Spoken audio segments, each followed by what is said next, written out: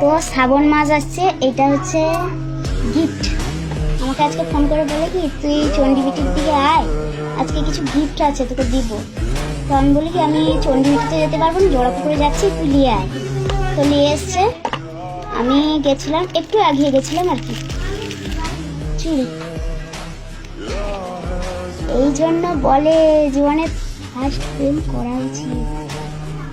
এই চুড়ি, এই একটা চুড়ি, এই একটা ক্লিপ, এই একটা ক্লিপ, আর এইখানটা আছে একটা ক্লিপ।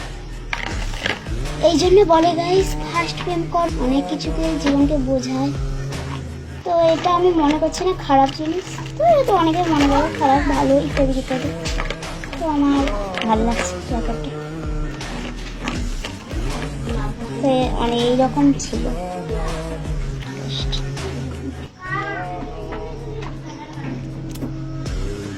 জীবনকে অনেক কিছু শেখায়, জীবনকে বাঁচতে শেখায়। আর অনেকে বলে কি যে বয়সটা হোক দিলে বুঝতে পারি। তোমাদেরকে বলেছিলাম আমি যদি বুঝতে অল্প কিছু পারি, আমি যথেষ্ট বুঝতে পেরেছি।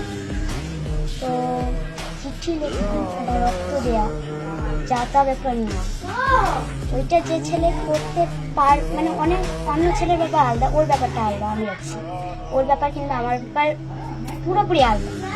এই যে গিফটটা আমি একটি বার বলিনি যে আমাকে গিফটটা দাও কিংবা সারপ্রাইজে এটা মেয়েদের চাই, একটি বার বলিনি ভাই।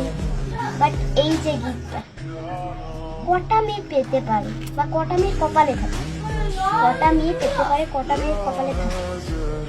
আর এটা হয়েছে রোদ ছিল, আমি রোজটা ফেলে দিয়েছি, তাও এটা আমার বাবার সামনে ওপেনিং করে ফেলেছি।